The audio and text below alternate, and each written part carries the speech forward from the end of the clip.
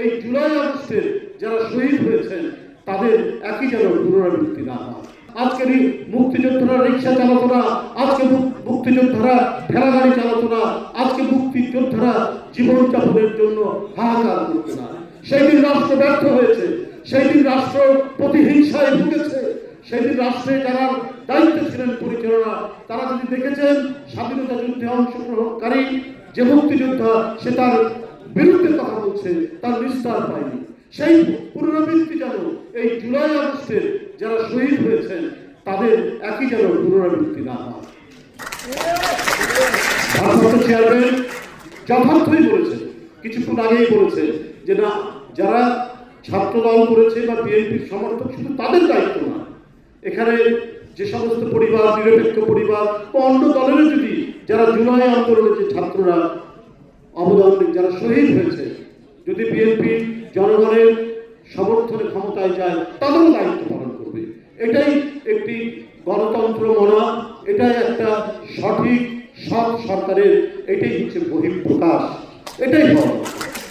আজকে অনেক কথা বলছেন, আপনারা জানেন যে মিটফুটের ঘটনা একটু ভিন্ন ধরনের ঘটনা, যে ঘটনা আমরা হৃদয় বিদারক ঘটনা দেখলাম, পাথর দিয়ে কিভাবে আপনার লাশের উপর আঘাত করেছে।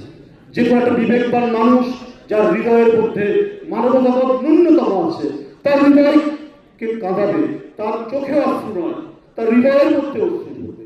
যুক্তরাষ্ট্রের 1 নম্বর জিম চেইন গোল্ডস জিম এখন আবারও বাংলাদেশে বসুন্ধরা আবাসিক এলাকা ও বসুন্ধরা সিটি শপিং মলে।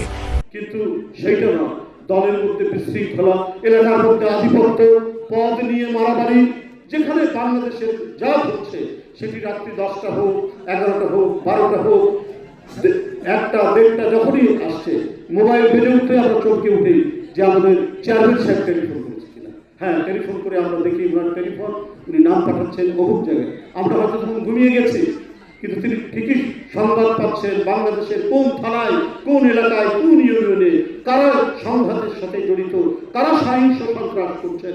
দলের লোক প্রথমেই তিনি তাদের ধরছেন এবং সেটাকে শাস্তির আওতায় নিয়ে আসছেন। কেউ বহিষ্কার হচ্ছে, তার পদ স্থগিত করা হচ্ছে, কাউকে নানাভাবে শাস্তির আওতায় নেওয়া হচ্ছে। প্রতিদিন ঘটনা হচ্ছে। আমার জানা মতে বিএনপি জেলা, উপজেলা এবং কেন্দ্রীয় পর্যায় থেকে এখন পর্যন্ত 6,500 7,000-এর কাছাকাছি নেতাকর্মী বিভিন্ন পর্যায়ে তাদেরকে শাস্তিমূলক ব্যবস্থা গ্রহণ করা হচ্ছে। অঙ্গ সংগঠনগুলো তারা প্রতিনিয়ত এই ব্যবস্থাগুলো নিচ্ছে।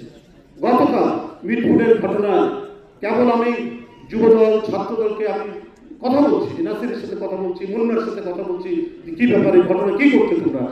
তারা ইতিমধ্যে ভারপ্রাপ্ত চেয়ারম্যানের মেসেজ পেয়ে গেছেন এবং তারা বহিষ্কার করে দিয়েছেন।